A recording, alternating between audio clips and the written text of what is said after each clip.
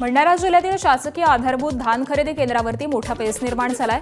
खरेदीची मर्यादा वाढेल या अपेक्षेने हजारो शेतकऱ्यांनी आपल्या धान केंद्रावरती विक्रीसाठी दिला, मात्र मर्यादा वाढली नसल्यामुळे पैसे अडकलेले आहेत। यामुळे शेतकरी आणि केंद्र चालक दोघेही जण अडचणीमध्ये आलेत।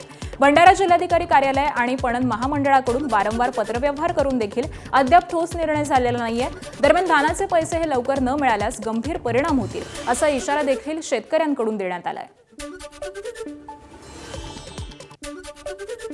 शेतकऱ्यांच्या धानाला योग्य दर मिळावा यासाठी राज्य शासन असो, केंद्र सरकार असो, पणन महामंडळाच्या वतीने प्रत्येक जिल्ह्यात ज्या धान उत्पादक जिल्ह्यामध्ये धान खरेदी केंद्र सुरू केलेत आणि साधारणतः नोव्हेंबर महिन्यापासून धानाची विक्री असो ज्या शेतकऱ्यांनी केली त्यांची खरेदी या केंद्रावर करण्यात आली। आपण बघू शकतो भंडारा जिल्ह्यातील आपण या तुमसर तालुक्यातील सिंधपुरी या ग्रामीण भागातील या खरेदी केंद्रावर आहोत सध्या।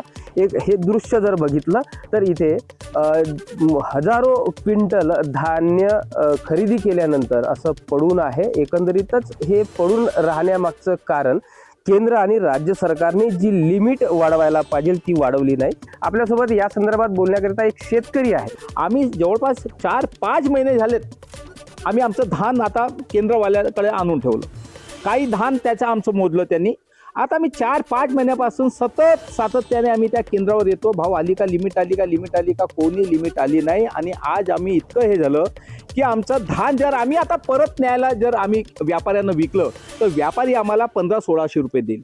म्हणजे एक तर हमी म्हणजे सरकार हमी देते का आम्ही वाटेल त्या शेतकऱ्याचं धान आम्ही विकत घेऊ। इतकी विटंबना आमच्या शेतकऱ्यांची, म्हणजे एक प्रकारची सरकार आमची थट्टा करते, आमची लूट करते। निश्चितच ज्या शेतकऱ्यांनी मांडलेल्या व्यथा, आता या व्यथा सरकार ऐकणार का आणि या संपूर्ण खरेदी केंद्रावर पडून असलेला धानाची खरेदी करणार का याकडे आता संपूर्ण शेतकऱ्यांच्या नजरा लागलेल्या आहेत। प्रशांत देसाई, एबीपी माझा, सिंधपुरी, भंडारा।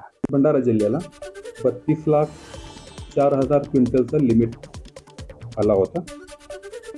त्याच्या अगेन्स्ट 32,03,593 क्विंटल धानाची खरेदी झालेली आहे।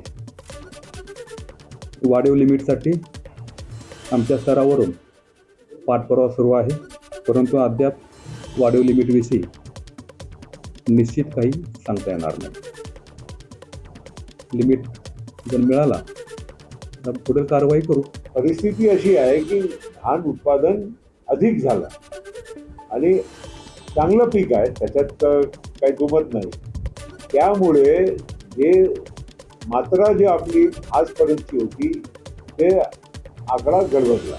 दुसरं, ओपन मार्केटमध्ये भाव घसरला। अधिक साठा असल्यामुळे शासनाकडेही अडचण आहे।